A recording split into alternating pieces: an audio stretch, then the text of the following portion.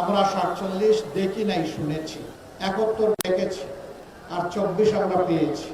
47 যে আকাঙ্ক্ষা ছিল 71-এ হুবহু তাই ছিল। 24-এ সেই আকাঙ্ক্ষার বাস্তবায়নের বিস্ফোরণ ঘটেছিল। 47-এর পরে 23 বছর জাতির আকাঙ্ক্ষা পূরণ হয়নি। 71 পরে 52 বছর সেই আকাঙ্ক্ষা পূরণ হয়নি। এখন 54 অতিক্রম হয়ে গেছে। 24-এ আমাদের যুব সমাজ, ছাত্রছাত্রীরা বিশাল কোনো দাবি নিয়ে রাস্তায় নামেনি।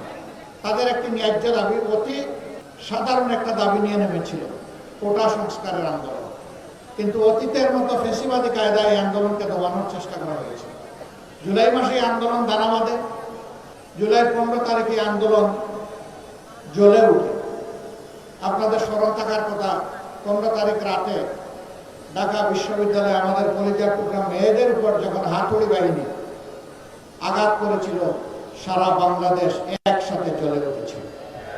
তারপরের দিন 16 তারিখ উত্তরবঙ্গের এক সিংহ পুরুষ, আমাদের গর্ব অহংকার, বেগম রোকেয়া বিশ্ববিদ্যালয়ের মেধাবী ছাত্র আবু সাইদ রাস্তায় নেমে বলেছিল, হয় আমার অধিকার দে, না হয় আমাকে একটা গুলি দে। সে ডানা পেতে বলেছিল, বুকের ভিতরে তুমুল ঝড়, বুক পেতেছি, গুলি কর। রাস্তা ছাড়ে নাই, বীরের মতো দাঁড়িয়েছিল। 1, 2, 3 পরপর 3টি গুলি করে তাকে খুন করা হয়েছে। কিন্তু আল্লাহর কসম, একটা গুলিও সে পিঠে নেয় নাই, 3টা গুলি সে বুকে নিয়েছে। এটি বীরের পরিচয়। আমরা তার প্রতি গভীর শ্রদ্ধা নিবেদন করি।